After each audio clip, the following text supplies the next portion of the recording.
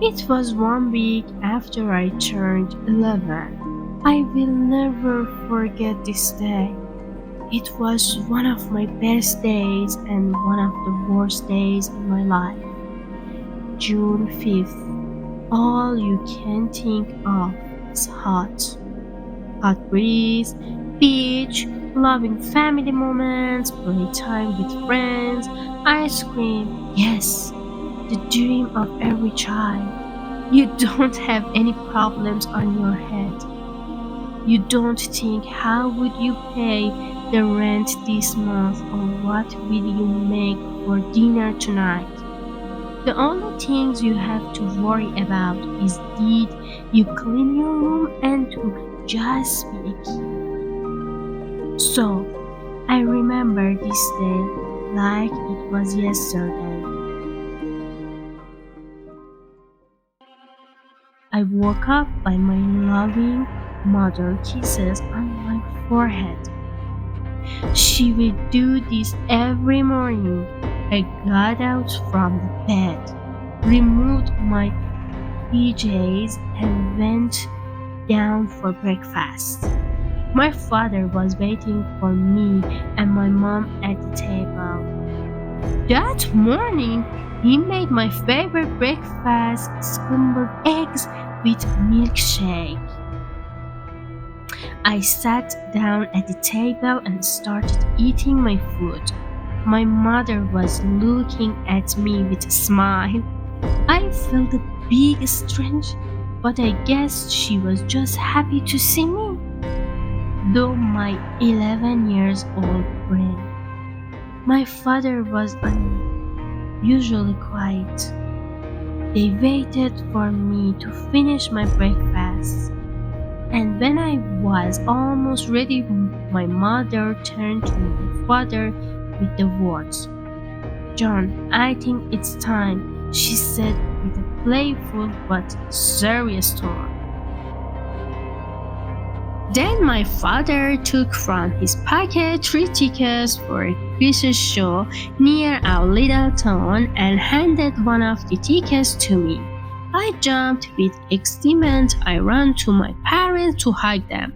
While I was hugging them, I felt something like a tear falling from my father's face, but they were just happy because I was happy.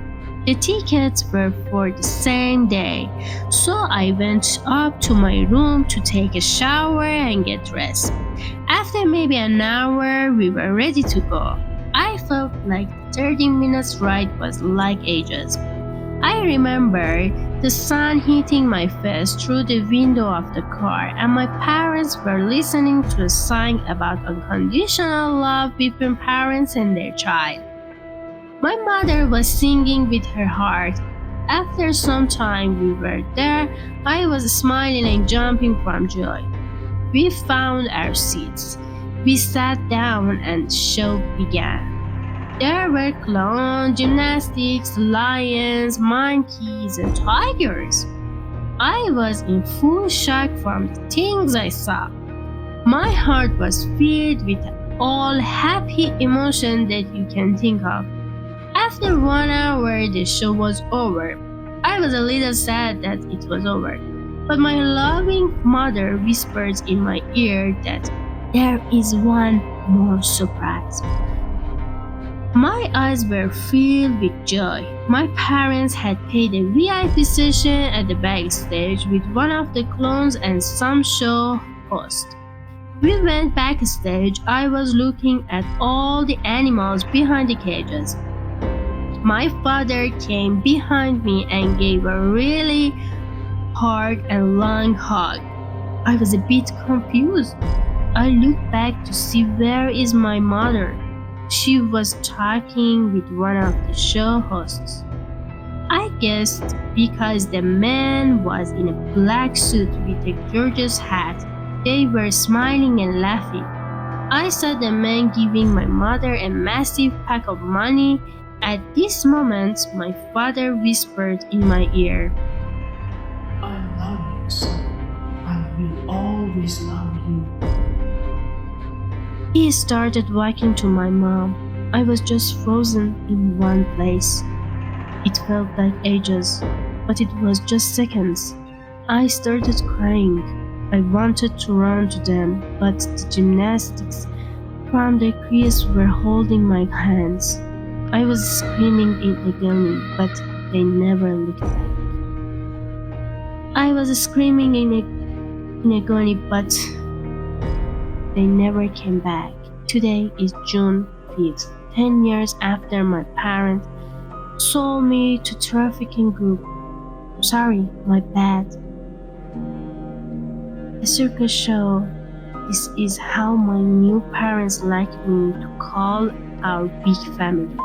So today we have a show near my birth town. I'm ready for the show. Today I'm going to be gymnastic holding down an innocent child.